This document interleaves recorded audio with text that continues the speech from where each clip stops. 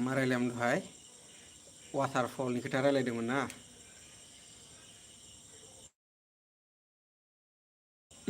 दांदुफुर हाजोनि वाटारफल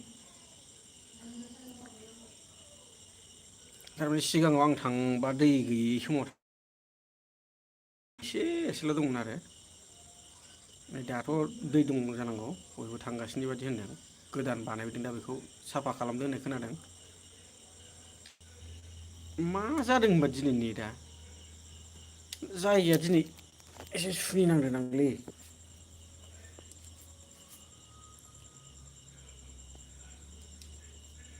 आखाइयाव हमना लानोसै एबार मा जायो एबार खिन्थु जायगाया गाज्रि नङामोन आरोना खिन्थु दा साफा खालामदोंबाथ' साबसिन जाहैबाय बेयो।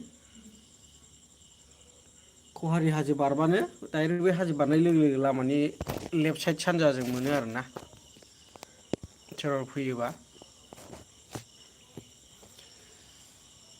बावखुंग्रिजों हाबनांला आरो बावखुंग्रि थांनायनि राइट साइड सिद्दा स्ट्रेट फैबानो डाइरेक्ट सिदा फैबाय थाबानो बे लामा दोंसेल'खा हाजो बारलांग्रा लामा दङ बे हाजो बारनाय लोगो लोगो मोनबायबो आरो बे दान्दुफुरनि बे वाटारफलखौ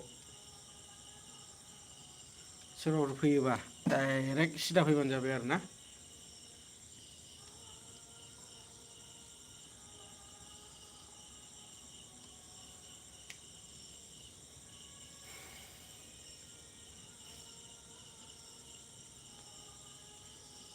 गाहायनिखौ बांद्राय इन्टारेस्ट मोनाखै आरो आं ना आगोलाव थाब गोजौ गाखोनानै मोनसे गोजौनिया साबसिनमोन आरोना आगोलाव आं थांनाय समाव जायगाया नै दाबा मा रोखोम बानायदों बेखौ मिथिला थांबासो मिथिगोन आरो ना।